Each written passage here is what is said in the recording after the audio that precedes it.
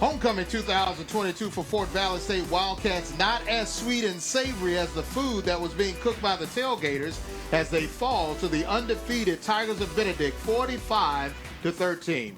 James Red along with Tyrone Poole. Tyrone, I know this one stung a little bit because you're a proud graduate of the Fort Valley State, but overall it was a great performance by Benedict. Yeah, awesome performance by Benedict. Again, they came into a hostile situation, homecoming for Fort Valley. Alumni is here. Benedict knew they had to overcome that excitement in the air. And just like Coach Berry said, he wanted them to come in and punch it down the throat, and that's what Benedict did. They punched it down Fort Valley's throat.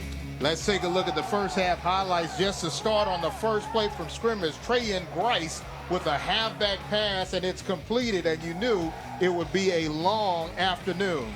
Eric Phoenix, he's going to find Reginald Harden, the big 6'6" wide receiver, into the end zone for the first score.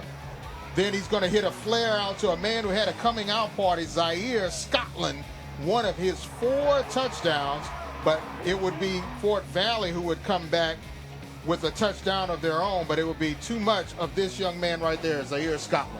Yeah, Scotland showed that he's not the only great running back out on the field today. Fumble on the play, Fort Valley able to get the loose ball, but the key is, can they capitalize off it?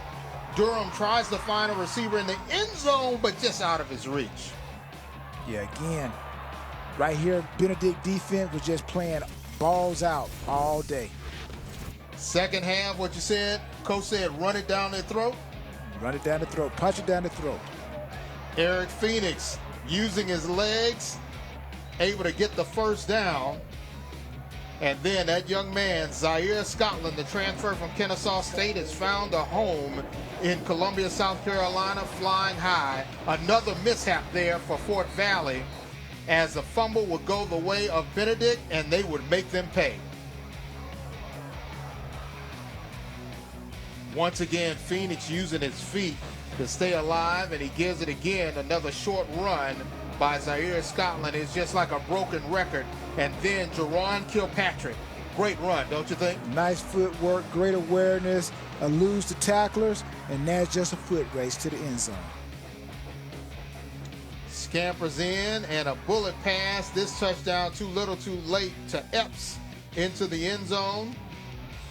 And they try to go long, but when they do, the defensive backs able to make a play and an interception. And just to put icing on the cake, a safety as they knock Wilson out of bounds in the end zone. Yeah, that was kind of like the nail in the coffin. And Coach is just jumping up and down as we take a look at the final stats. There's no doubt that it was a dominant performance by Benedict. Yeah, again, the big numbers, third down. Benedict 6 for 11, Fort Valley 2 for 10. And look at the total yards, 473 to 207. Coach Gibbs can't be happy with that.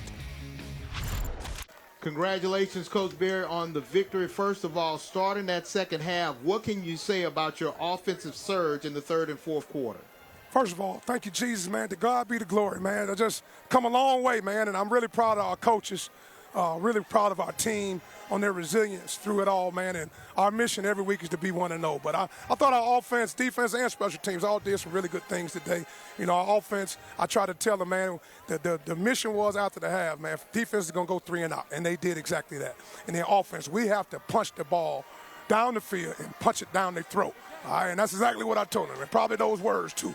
And we did exactly that, man. So I'm just proud of our football team. We got to learn to finish, though. You know, we just got to learn to finish and have that mindset through it all. It's 60 minutes on the clock, and the game is not over until it strikes all zeros. Coach, is that what you were saying during the start of the fourth quarter? It seems as though you had a very inspirational speech to your offense. I always want to talk about finish. We have a little chant we do every fourth quarter, regardless of we up and down, just to get the mindset and get the momentum going and get them to understand we have to finish. It's the game of football, 60 minutes, 4 quarters, and we have to play all 4 quarters.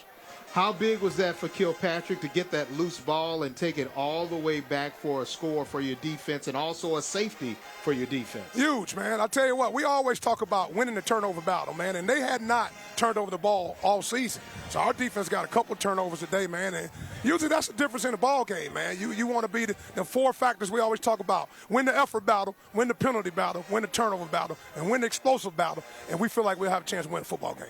All right, Coach. Congratulations. Good luck to you for the rest of the season. God bless you, man. Go Tigers. Good luck, Coach. All right, thank you.